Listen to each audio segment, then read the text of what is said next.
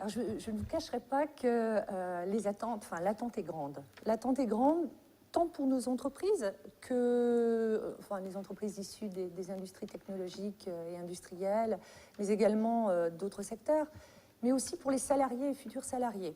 Bien, c'est que nous puissions continuer ce type de discussion et aller justement vers les préoccupations majeures, en même temps des producteurs, des collectivités territoriales et des employeurs. Pouvoir entre nous échanger sur les principales réflexions que nous avons, parce que toutes ces réunions tournent plus ou moins autour de la création d'entreprise, parce que c'est pour l'emploi.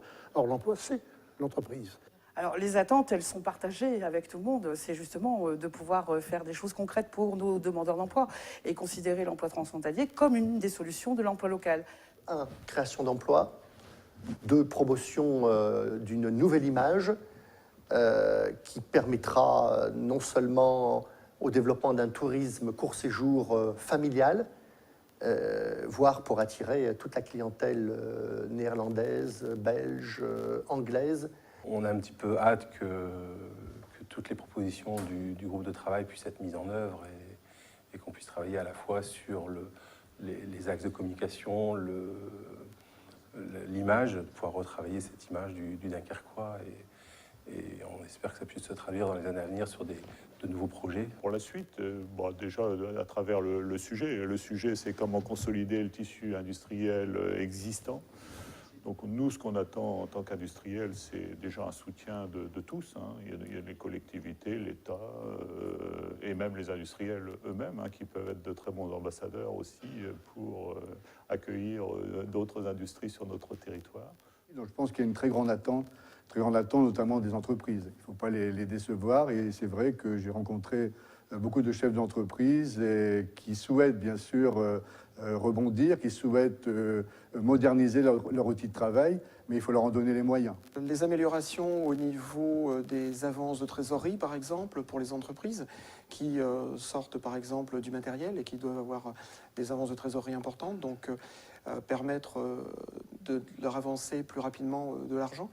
Et ce qui me fait plaisir, c'est que, en tout cas sur la région dunkerquoise, on est vraiment orienté vers une priorisation, je dirais, de l'agglomération et des centres d'agglomération.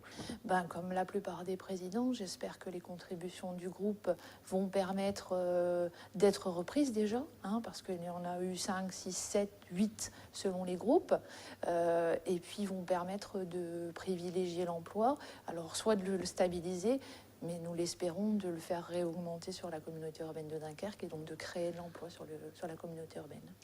Que la démarche elle puisse se poursuivre et qu'on puisse donc œuvrer tous ensemble pour lutter contre le travail au noir et faire en sorte d'augmenter le taux de capacité à l'emploi des personnes qui travaillent dans ce secteur, sachant qu'il s'agit essentiellement d'un secteur très féminisé.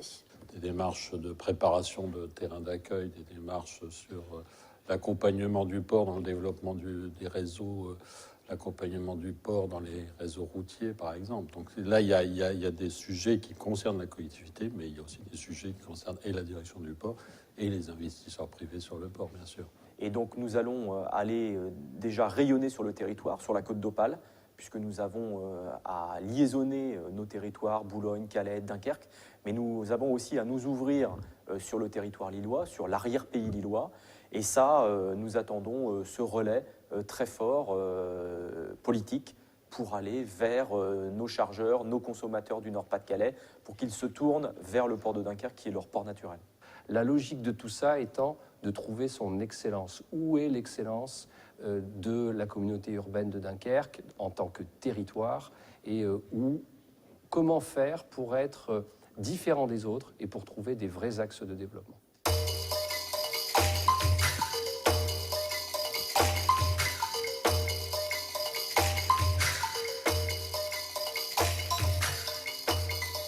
Bien, troisième table ronde, nous allons parler des emplois du futur, les nouveaux emplois. On parlait des filières, la création d'entreprises. J'accueille tout d'abord, dans l'ordre de mes fiches et dans le désordre de la table, M. Croquevert, qui représente l'union locale de la CGT, qui a traité depuis un an le secteur de la pétrochimie.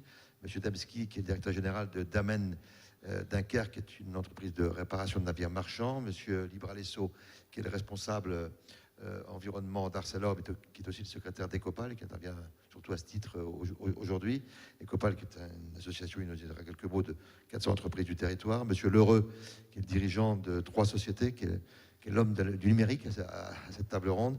Et puis Madame Dejon, qui est directrice de Work & Co, qui travaille dans le domaine de la création d'entreprise. Et Monsieur Flageolet, dirigeant de Promata PR, qui est une société spécialisée dans le traitement de métaux, béton. Voilà. Pour ouvrir cette table ronde, je voudrais donner la parole à Monsieur Croquevert, parce qu'il va nous parler, il fait une contribution, en tout cas de ces états généraux, mais quand on a préparé cet entretien, il m'a d'abord parlé de la place de l'entreprise sur le territoire. Je trouve intéressant que vous commencez cette table ronde avec votre témoignage, Monsieur Croquevert. Oui, bonjour à toutes et à tous. Oui, la place de l'entreprise et plus particulièrement sa finalité. En fait, c'est une question qui est centrale pour nous à la CGT. S'il s'agit, pour être très clair, s'il s'agit d'entreprises sur les modèles de ceux qui sont montés dans les multinationales, j'ai travaillé très longtemps dans les multinationales avec un façonnage du monde de la finance et des objectifs uniquement destinés à cette finance. Pour dire la vérité, ma place, elle ne serait pas ici. Elle serait plutôt aux côtés de mes camarades et collègues qui luttent au quotidien contre ces pratiques. Non, il doit s'agir, à notre sens, plutôt de l'entreprise au sens où elle apporte, où elle enrichit un territoire, où elle répond aux besoins de sa population, tout en répondant à ses premiers objectifs également. Il s'agit d'une entreprise que je qualifierais de citoyenne, bien engagée dans l'air de son temps, et donc particulièrement en ce moment sur les questions d'environnement, mais également de respect de l'individu. Voilà. Donc c'est bien dans ce contexte-là que notre syndicat CGT a répondu à l'invitation de l'équipe, et c'est bien dans ce contexte-là qu'on a contribué à ces travaux dans le cadre d'une nouvelle industrie. Merci, M. Croquevert. Vous avez pu constater ce matin que toutes celles et tous ceux qui interviennent le font dans un esprit très citoyen pour le territoire. Je crois que vous êtes d'accord. Voilà. C'est ce qui justifie d'ailleurs que vous soyez là. Ma présence aujourd'hui à cette table ronde. Merci. Alors, peut-être passer le micro à votre voisin, M. Flageolet. Vous aussi, vous êtes dans le domaine industriel, mais vous êtes dans le domaine industriel du demain aussi. Vous pensez que ça va considérablement, les choses vont considérablement être modifiées et qu'il faut positionner les entreprises différemment.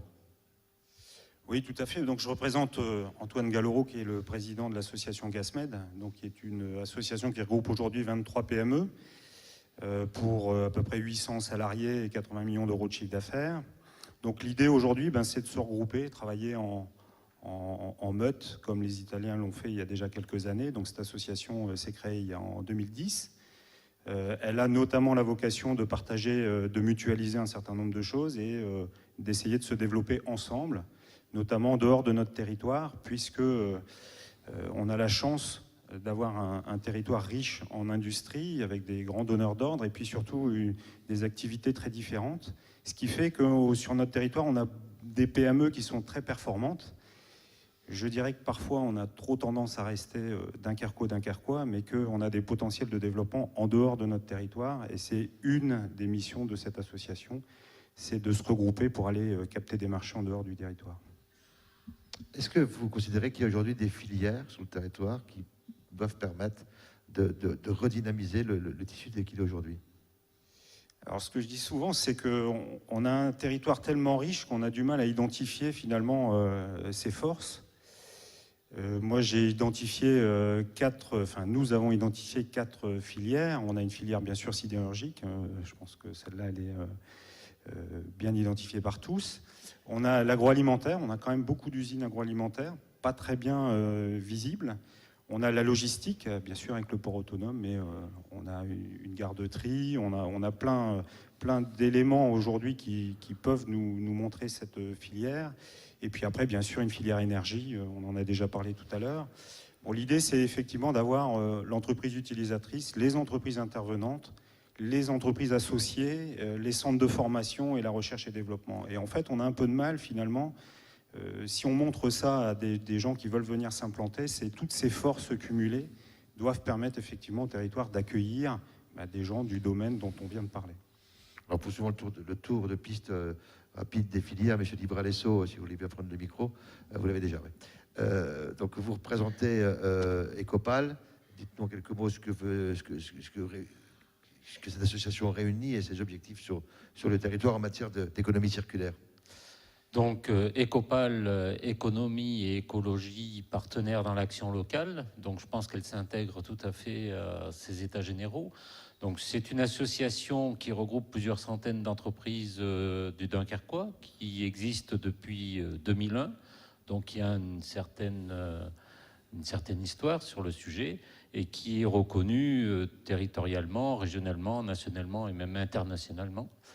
Dans les actions elle fait la promotion de l'écologie industrielle.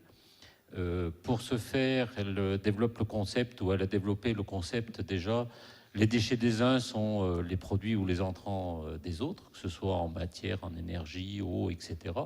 Et donc ça, c'est quelque chose qui crée de l'activité et donc de l'emploi et développe le réseau des industries locales et territoriales et permet, j'espère, de contribuer à l'attractivité du territoire dont on a parlé dans les tables rondes précédentes.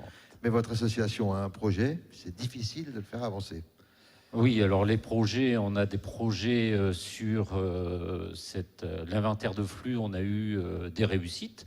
On a eu aussi quelques freins et difficultés, donc on va travailler dès cette année avec un bureau d'études internationales spécialisé dans l'écologie industrielle, qui est Sofies, qui va nous aider à trouver ou à débloquer les freins que l'on a vus dans le développement de ces filières et de ces synergies entre industrie ou collectivités et structures.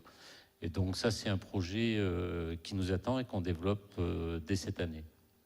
Merci. Monsieur Demski, vous êtes le représentant de qualifié de la filière mer, hein, avec un grand thème. Vous réparez des navires. Est-ce que... Alors d'abord, quelques mots sur l'activité que vous déployez, mais surtout les perspectives de formation des jeunes pour que cette filière mer puisse se développer. Alors, je représente effectivement le groupe Damen qui a repris les activités de la société Arnaud Dunkerque. On parle effectivement de sauvegarde de l'emploi et de développement de l'emploi. L'un des meilleurs moyens de sauvegarder l'emploi, c'est de le conserver, de le maintenir. Donc c'est ce qu'on a réussi à faire en faisant venir le groupe Damen à Dunkerque. On a été aidé dans cette démarche notamment par le Grand Port Maritime de Dunkerque, qui a montré à ses investisseurs étrangers qu'il y avait des possibilités d'avenir et de développement sur le port.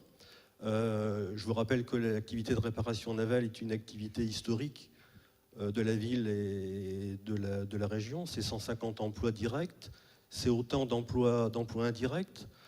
Donc l'avenir, il est de plusieurs faces. D'abord, nous adapter aux besoins de nos clients. De plus en plus, nous devons intervenir dans des opérations de conversion de navires. C'est-à-dire que nos clients doivent s'adapter à leur nouveau marché. Et pour ce faire, ils doivent modifier les navires existants dans leur flotte. Donc c'est ce que nous faisons avec eux. Il y a également la possibilité de s'inscrire dans les énergies maritimes renouvelables. On pense notamment aux éoliennes. Dunkerque est idéalement situé pour ce genre d'opération. Notre entreprise a toutes les qualités, toutes les compétences pour s'inscrire dans cette démarche, puisque nous avons un atelier de 22 000 mètres carrés. Nous sommes sur une zone de 35 000 mètres carrés qui est, comme on dit, bord à quai. Avec cet énorme avantage à Dunkerque, c'est que nous n'avons pas l'influence des marées, puisque le bassin est à hauteur constante. Donc tous les atouts sont réunis pour effectivement s'inscrire dans cette nouvelle démarche. Merci, M. Lemeski. Je vous demanderai de creuser un petit peu cette perspective de la filière mère tout à l'heure. On va poursuivre ce tour de horizon rapide des filières. Et oui, je vais vers M. Lheureux, avec qui on va parler à la fois sécurité industrielle, puis tout à l'heure on parlera numérique, mais comme vous avez des casquettes multiples, si vous me permettez l'expression, en tout cas beaucoup d'activités dans différents domaines, faites le point peut-être sur la sécurité industrielle et sur vos activités dans ce domaine. Bonjour à tous. Le groupe de travail dans lequel on a travaillé pendant quelques mois a évidemment isolé des thématiques pour les emplois d'avenir sur tout ce qui était énergie, etc. Mais il y a une filière discrète qui commence à montrer, enfin, on dirait, qui mériterait d'être révélée par un éclairage. C'est la filière effectivement de la sécurité industrielle. On a un territoire qui, depuis 40 ans, accueille des entreprises à risque, sites critiques. On a des équipements, on va dire, des équipements recevant du public. On a des sites critiques comme les centrales nucléaires. On a des citoyens à protéger. On a des frontières à observer. On a de la logistique à faire. Et nous avons donc une culture qui s'est développée sur la sécurité industrielle au sein de nos salariés, au sein de nos entreprises et institutionnels, etc., qui les ont accompagnés. C'est pour ça que je parle d'une filière discrète qui mériterait d'un éclairage. Ce sont des compétences qui, au sens du groupe de travail, pourraient, avec le concours de la communauté urbaine, de la promotion de Dunkerque, pour ne pas dire Dunkerque Promotion, mais de pouvoir constituer ce déterminant commun qui est la sécurité et en créer une filière qui pourrait être exportable. Donc, moi, je reviens sur la sécurité. C'est des métiers d'inspection, ça commence par là, c'est des métiers de la protection du salarié, ce sont des métiers de la protection des processus industriels pour éviter qu'il y ait une rupture dans la production de services et de biens. C'est vraiment, ça va même jusqu'à des compétences qui n'existent pas sur le territoire de cyberprotection. Donc quand on dit cyberprotection, c'est tout simplement déjà de s'assurer que les services informatiques puissent résister aux pannes et ce genre de choses. Donc la partie sécurité est vraiment vaste, discrète et présente depuis longtemps sur le territoire. Et pourquoi n'est-elle pas, selon vous, suffisamment connue? Alors, selon moi, évidemment, je n'ai pas la science infuse. Oui, mais c'est vous qui témoignez, alors. Voilà. Grâce à vous. Hein. On va s'arrêter à ma science, alors. Mais il y a un constat qui a été fait déjà il y a longtemps sur ces thématiques-là, par exemple aux États-Unis. On va prendre des exemples lointains et on reviendra plus proche. Les États-Unis se sont posé la question par rapport à la sécurité bien longtemps avant nous, ont créé en 2010 l'équivalent d'un comité interministériel sur la sécurité. Ça s'appelle le Homeland Security, qui rassemble beaucoup d'acteurs de la sécurité, aéroportuaire, industrie, etc. Et aujourd'hui, cette mise en visibilité, c'est 50% de l'ensemble du chiffre d'affaires potentiel qui est amené à travers le Homeland Security par cette initiative. Ça date de 2010. C'est récent. On peut prendre plus récemment encore, l'État français, sous le gouvernement de M. Ayrault, a créé en 2013 l'équivalent de ce qui s'appelle le COFIS, donc le comité aussi interministériel, etc. Et le constat qu'ils ont fait, c'est qu'on a c'est plus des pépites, hein, on a des entreprises comme Thales, des monstres sacrés technologiques qui sont présents et qui ont vraiment des positions dominantes partout dans le monde. Ça représente 5% des entreprises dans la sécurité, et la myriade d'autres petites. Et aujourd'hui, on a besoin de liens entre ces choses-là pour que ça devienne une véritable filière, évidemment, à des fins de générer un chiffre, une visibilité de ces services mis en valeur. Bon, et selon vous, cette filière doit être valorisée sur le territoire. Elle a des fondamentaux, en tout cas ici. Elle a des fondamentaux, je vous dis, depuis 40 ans. Et je ne suis pas historien, j'étais même pas né. Selon moi, on ne décide pas d'une politique, de dire voilà, demain je fais de la sécurité. Quand on s'est posé la question dans le groupe de travail de qu'est-ce qu'on peut faire pour générer des nouveaux emplois, qui est quand même la base de notre réflexion, on s'est dit il y a peut-être à valoriser et à mettre du liant. Donc voilà la réflexion qu'on a menée, et c'est assez original. Oui. Merci Madame Deschamps, vous dirigez une société qui s'appelle Work & Co, qui héberge des jeunes créateurs d'entreprise. Vous avez entendu tout à l'heure en introduction le vice-président de la région dire finalement sur le territoire c'est moins bien que ce ne le fut. vous êtes une observatrice assez avisée, me semble-t-il, puisqu'on a échangé ensemble sur la manière dont les choses se passent. Quelle est votre analyse sur la situation de la création d'entreprise sur Dunkerquois? Quelle est ma vision? Je pense que le constat qu'on a entendu depuis tout à l'heure, c'est qu'il y a beaucoup de Dunkerquois très talentueux qui quittent la région, qui quittent Dunkerque vers Lille, vers Paris ou même ailleurs.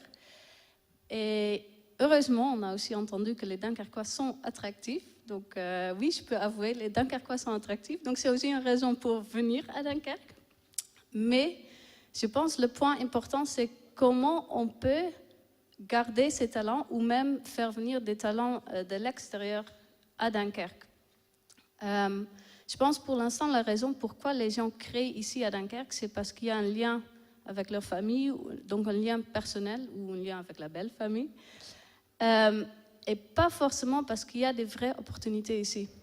Certes, il y a des structures qui font un boulot qui est très bien au niveau suivi, mais je pense qu'il manque quelque chose. Et il manque surtout quelque chose dans le domaine d'innovation. Et je pense que le futur où on doit créer d'emplois, c'est dans l'innovation.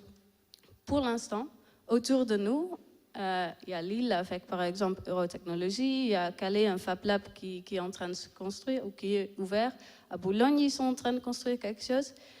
Et pour l'instant, à Dunkerque, dans le domaine d'innovation, je pense qu'il y a encore un vrai manque. Certes, on a le port qui attire des entrepreneurs, mais je pense que le futur, c'est dans l'innovation et c'est là où il faut faire des choses.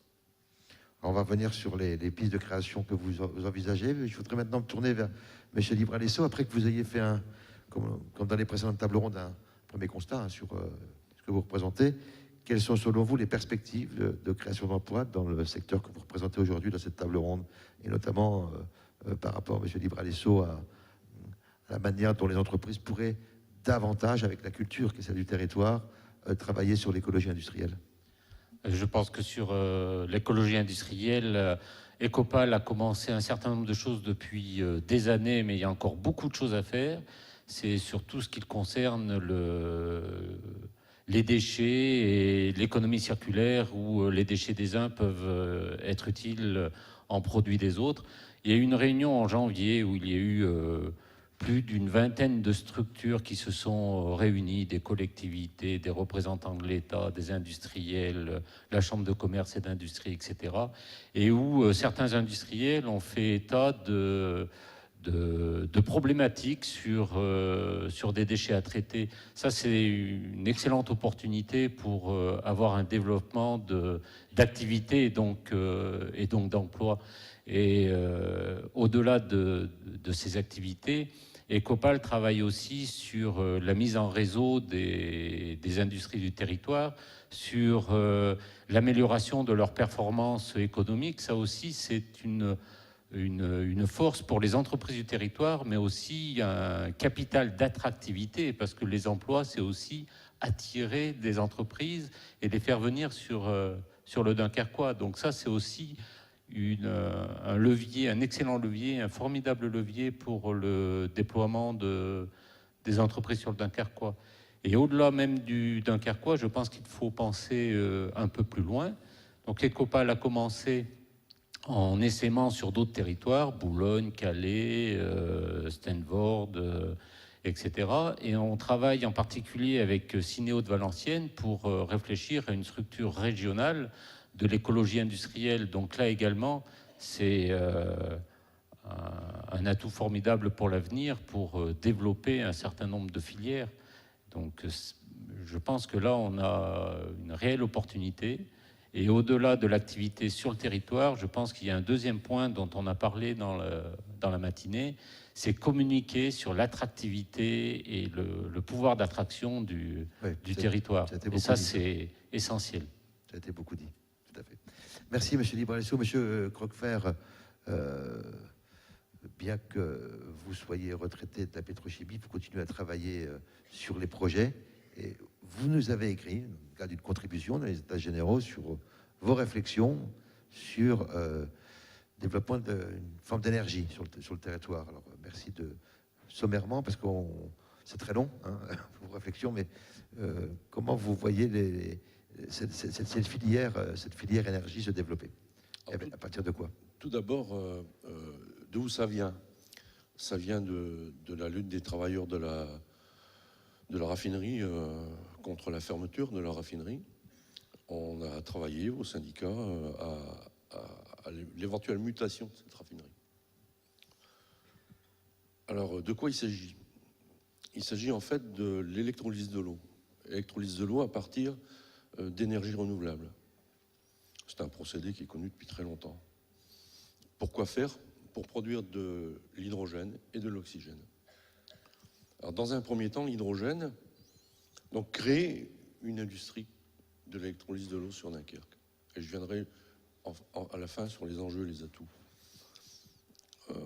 Que faire de l'hydrogène créé? Premièrement, utiliser les énergies en surplus. Vous savez que l'offre et la demande en matière d'énergie, c'est pas toujours bien compatible et on a parfois des surplus d'énergie. Et notamment des énergies renouvelables. Donc utiliser ces énergies renouvelables de surplus pour fabriquer de l'hydrogène par l'électrolyse afin de stocker cet hydrogène dans le réseau gazier. Ça permet de ne pas perdre l'énergie en question. Ça permet aussi d'impacter la dépendance énergétique en matière d'achat de gaz. Dans un second temps, cet hydrogène, on peut l'utiliser dans la chimie, qui est déjà un utilisateur, mais également à partir des recherches qui sont encore à mener autour de cette question d'utilisation de la chimie. Et enfin, et c'est bien par là qu'on a démarré, la raffinerie fabriquant auparavant des carburants d'origine fossile pour les véhicules et engins, utiliser l'hydrogène pour les engins et les véhicules à pile à combustible, des véhicules qui sont appelés à se développer. La pile à combustible, pour les non-initiés, c'est l'inverse de l'électrolyseur en fait. C'est un outil, c'est un engin c'est un appareil qui permet de fabriquer de l'électricité. Donc on parle d'engins et de véhicules électriques. Et cette électricité, elle est fabriquée à bord à partir d'hydrogène qui est stocké en réservoir et d'oxygène qui est reniflé dans l'air. Alors on est sur des véhicules dont l'autonomie et le temps de recharge sont aujourd'hui équivalents à ce qu'on connaît dans les types de véhicules d'aujourd'hui à essence ou diesel. Et puis, la chose importante quand même à souligner, c'est que ces piles à combustible, elles rejettent ce qu'on va considérer comme étant le pot d'échappement. Et elles rejettent quoi? Elles rejettent de l'eau pure, puisqu'on est effectivement à l'inverse de l'électrolyse. Donc il y a des gains à attendre en matière de santé publique notamment, et qui sont non négligeables. Et puis j'ai parlé d'électrolyse d'hydrogène et donc d'oxygène également. Quoi faire de l'oxygène? L'oxygène peut être utilisé afin de capturer le CO2, et notamment dans l'industrie qui en est fortement émettrice, par le procédé de l'oxycombustion. Alors c'est un problème pour les industriels en question parce que pour fabriquer l'oxygène, ça représente un coût. Or, puisqu'on la fabrique afin de stocker l'hydrogène dans le gaz et afin de l'utiliser pour des véhicules, dans les véhicules, on a une production fatale d'oxygène qui peut donc, du même coup, être utilisée dans l'industrie en question à capter le CO2. Et pour boucler la boucle, qu'est-ce qu'on fait de ce CO2 lorsqu'il est capté? On peut le recombiner avec l'hydrogène produit pour en fabriquer du méthane. Le méthane étant le gaz naturel qu'on achète. Et donc, encore une fois, améliorer la dépendance énergétique et pour le coup, faire d'un polluant une matière première. Alors, je ne veux pas vous interroger sur les puissances techniques que vous venez de développer.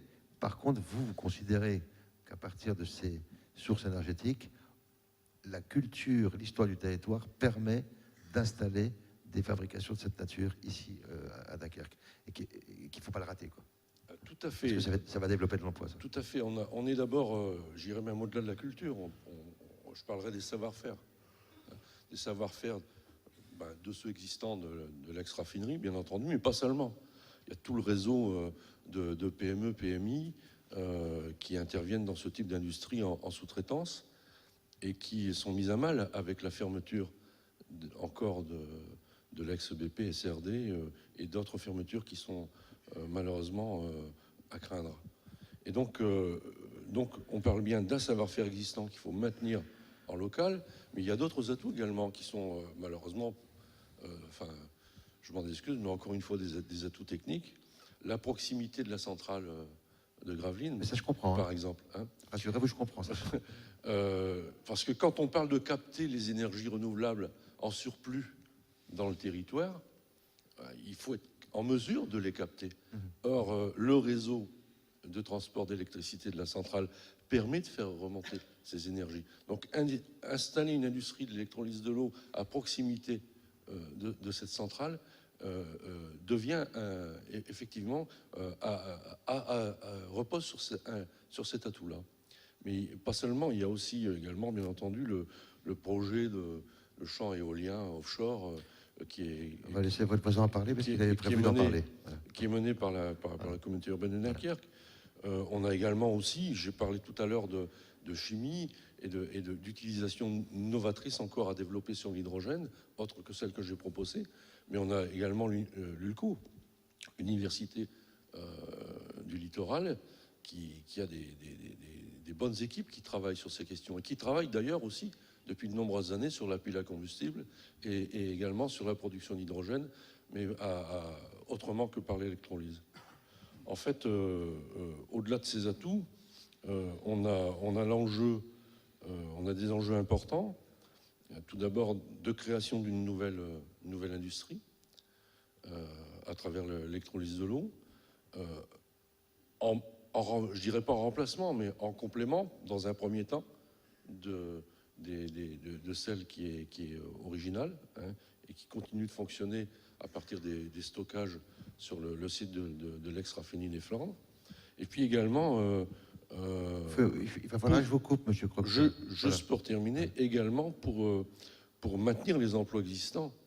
Parce que lorsque je parlais tout à l'heure de CO2, tout le monde a bien en tête qu'Arcelor est le premier émetteur de CO2 et que, il a déjà émis des craintes et il a déjà arrêté des sites et il y a des suspicions de pression sur la question des quotas de CO2 et du coût que représentent ces quotas pour l'entreprise.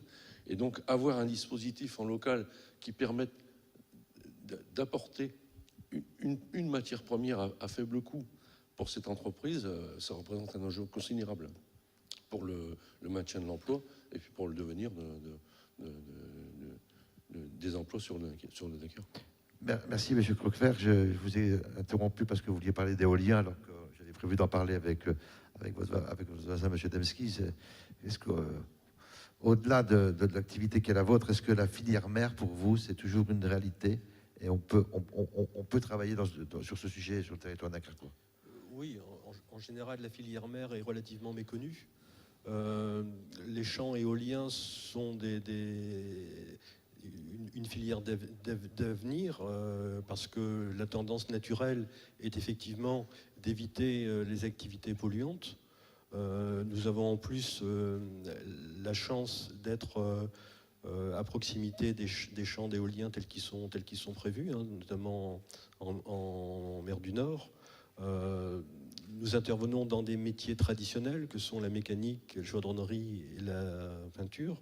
Donc ce sont des métiers qui s'inscrivent également dans cette démarche des énergies maritimes renouvelables. Nous n'avons pas la prétention d'être des fers de lance, mais nous avons la capacité d'accompagner ce genre de développement, d'autant que nous appuyons sur les forces du groupe Damen, hein, puisque c'est 40 sites à travers le monde, c'est 9000 personnes, et c'est une équipe dédiée à ces énergies maritimes renouvelables. Donc je disais tout à l'heure que le site de Dunkerque avait de magnifiques atouts. La proximité avec la mer, des surfaces de territoire qui permettent effectivement d'accueillir des zones d'exploitation, mais également des zones de stockage. Donc tous les avantages sont sont réunis, d'autant plus que, on l'a évoqué et les intervenants divers l'ont montré, il y a des filières multiples qui existent sur le Dunkerquois, qui, combinés les uns aux autres, permettront de nous positionner comme un site privilégié pour ce genre de filière d'avenir. Merci, M. Demski. M. Flageolet, je viens vers vous maintenant. Qu'on parle ensemble des PME sur le tissu industriel, parce qu'à côté des grands groupes, vous, votre conviction, c'est que les futurs créateurs d'emplois sont les PME sur le territoire. Pourquoi ? Alors, j'avais beaucoup entendu parler de formation, des hommes, etc. Dans la PME, ce qui fait la différence, c'est effectivement ces hommes. Donc, nous, aujourd'hui, nos talents, ce sont nos salariés, tout simplement. Aujourd'hui, on a des métiers en tension, quoi, parce qu'on est en train de parler de nouvelles filières, etc. Le seul problème qu'on a aujourd'hui, c'est que sur nos anciens métiers, j'entends les métiers de la chaudronnerie, de la tuyauterie, de la peinture, de l'hydraulique, de la mécanique. Aujourd'hui, on a des pénuries, on a un mal fou à recruter des gens. Alors, j'ai bien entendu l'image de l'industrie, etc. Pour autant, quand ils sont chez nous, ils sont plutôt heureux. Mais en tout cas, on a beaucoup de mal à les attirer. Et en tout cas, si je prends par exemple ma société, reprise en 2009, on a créé 18 emplois. Donc on était 17, on est 35. Donc si aujourd'hui toutes les PME sont dans le même schéma de développement, forcément il y a des emplois à créer. Et de toute manière, comme je le dis, il y a vraiment des métiers en tension aujourd'hui, on a du mal à recruter. Mais alors ça, je voudrais que vous nous l'expliquiez, parce qu'on est dans le cadre des États généraux de l'emploi, et vous êtes un chef d'entreprise qui vient ici, qui vient témoigner pour dire « j'ai du mal à recruter ». Alors, on va tous en train de se dire, mais bon, de quoi parle-t-on vraiment là? Comment vous l'expliquez? C'est un vrai sujet, ça. Je vais parler du métier qui est le mien. Je ne vais pas parler du métier des autres, parce que je le connais un peu, mais pas aussi bien que le mien. Aujourd'hui, d'abord, on recrute des savoir-être.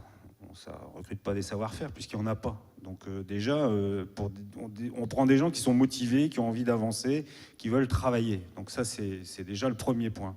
Donc la notion du travail aujourd'hui, c'est vraiment devenu très compliqué de faire comprendre aux gens qu'il faut travailler pour pouvoir avancer dans la vie. Donc c'est compliqué aujourd'hui déjà de trouver des savoir-être. Les savoir-faire dans notre métier, il n'y a pas de formation initiale. Donc aujourd'hui, pourquoi? Parce qu'elle n'existe pas. Donc aujourd'hui, on a des centres de formation spécialisés avec des qualifications de nos salariés. Donc aujourd'hui, on crée nous-mêmes les parcours de formation parce que ce n'est pas existant. Donc aujourd'hui, on a en face de nous, effectivement, une inadéquation finalement. Alors peut-être que les peintres en France ne seront pas suffisamment nombreux pour qu'on ait notre propre filière, mais en tout cas, on part sur des CQPM, des contrats de qualification professionnelle. Donc on crée des structures en parallèle parce qu'il n'y a pas de formation. Donc on doit être performant parce que ce qui fait aujourd'hui aussi le fait que nos entreprises continuent à vivre, c'est la performance. Et la performance, elle est basée sur les compétences de nos hommes et leur motivation. Donc c'est un peu le chien qui se mord la queue. Mais en tout cas, aujourd'hui, voilà. Donc on essaye de faire des choses dans nos entreprises pour les rendre attractives. On essaye de trouver des solutions, on essaye de les former, de les faire progresser. Parce que contrairement aujourd'hui à une grande entreprise, dans une PME, entre nous soit dit, il n'y a pas de grille, la personne rentre avec son diplôme là, il doit attendre 5 ans pour évoluer là. Et chez nous, c'est pas comme ça que ça se passe, quoi. Les bonnes volontés, forcément, on n'a pas de limite dans la progression. Les gens n'arrivent pas avec un plan de carrière, les gens évolueront naturellement par rapport à ce qu'ils ont envie de donner. Qu'est-ce que vous attendez d'une démarche comme les États généraux de l'emploi local? Qu'est-ce que vous en attendez? Qu'est-ce que vous en pensez par rapport aux problématiques que vous évoquez? Tout à l'heure, on a parlé des filières. Je pense qu'effectivement, le fait de donner de la visibilité à l'extérieur du territoire sur les filières, ça peut effectivement être un moyen d'attirer des talents. On entendait tout à l'heure qu'il y en a qui partent, et il y en a aussi qui reviennent, tant mieux. La deuxième chose aussi, c'est d'avoir un lieu, et ça c'était une des contributions du groupe de travail, c'est un lieu où on retrouve tous les acteurs économiques. Tout à l'heure, j'ai surtout entendu parler de clocher, c'est quand même un emblème fort de notre région, mais c'est un peu la réalité. C'est chacun tire sa couverture à soi, et je pense qu'aujourd'hui, le fait de regrouper tous les gens dans un même endroit, déjà ça permettra de se dire bonjour, de se connaître, de savoir ce que l'autre fait, et potentiellement quand j'ai un besoin, plutôt qu'aller chercher en dehors de mon territoire, autant que je le prenne sur mon territoire. Donc ça, rien que ça, je pense que ça peut être un moyen de créer des emplois. Vous avez le sentiment, vous qui êtes un acteur du territoire et qui participez à ce qui s'y passe, est-ce que vous avez le sentiment que chacun gère sa cuisine propre et ne la partagent pas suffisamment? Je pense que c'est en train de changer. Enfin, moi, je suis toujours de nature très positive, donc c'est en train de changer. Et je me souviens d'un événement qui avait eu lieu ici au Cursal il y a quelques années, qui avait été organisé par la Chambre de commerce et d'industrie, parce qu'on dit souvent Chambre de commerce, mais c'est Chambre de commerce et d'industrie. C'était notamment Industria Park. Donc on avait fait un magnifique événement où sur ce territoire, on avait mis en avant tous les champions du territoire.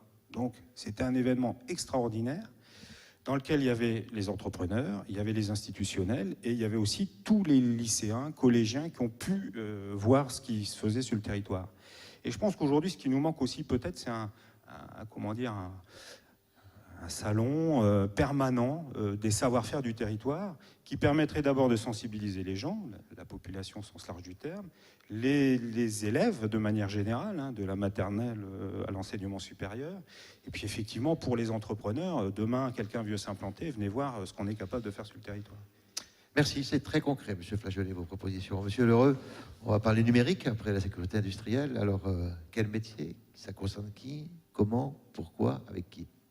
Alors, je vais juste terminer, j'ai oublié deux choses pour la partie sécurité industrielle. Ouais.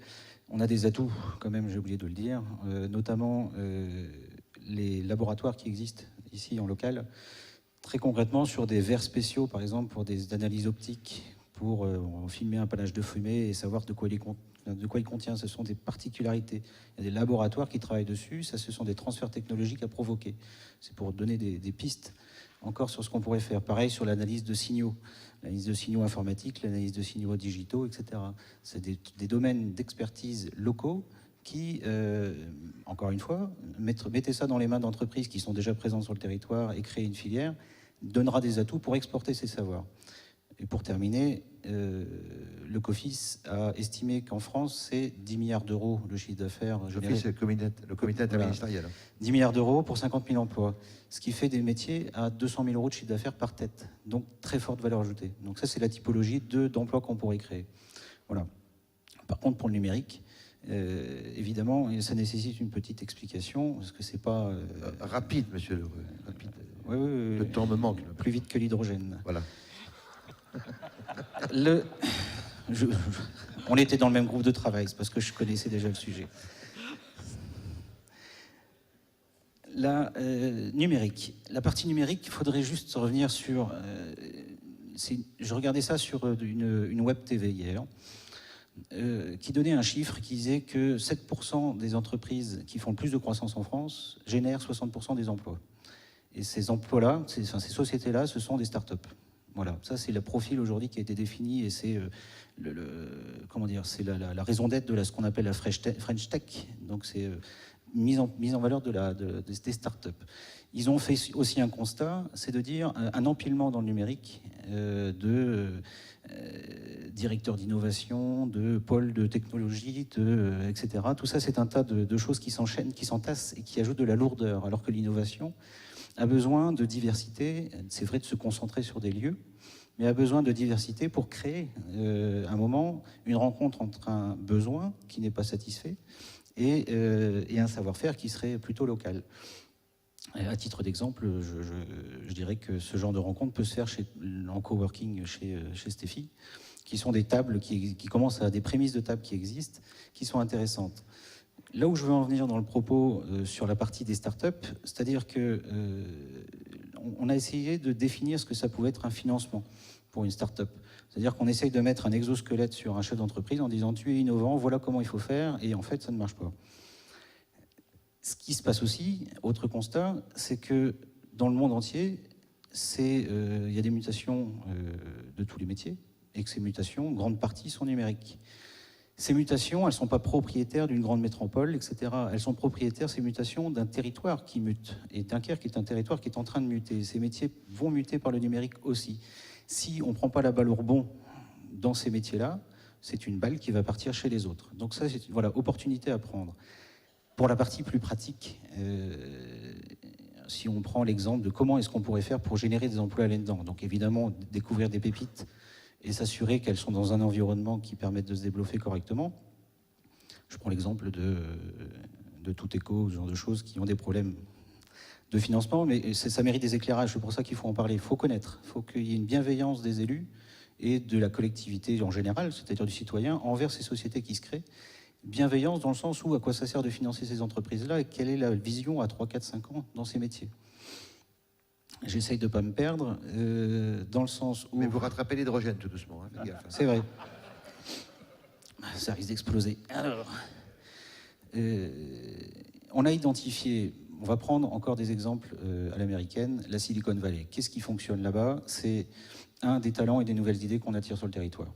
Bon, pas évident, parce qu'on a peu de gens dans le numérique ici, et on a plutôt une exode. 2, ce qui fonctionne aussi, c'est le goût du risque. C'est pas une culture française, malgré tout, ça change, mais je pense que c'est pas un atout. 3, c'est la partie réseau. Et le réseau de 2 manières. Le réseau économique, là je reviendrai à ce que disait Frédéric, c'est des réseaux, mettre en réseau ceux qui ont les besoins, ceux qui savent faire, les institutionnels, et créer une plateforme d'inter-échange entre le besoin et l'offre. Et les réseaux de type sociaux. J'en viens aussi, où là c'est peut-être une particularité à utiliser, vous faites une conception d'un produit innovant. Aujourd'hui, la conception qui tient dans la tête d'un seul homme, ça tient de l'exploit.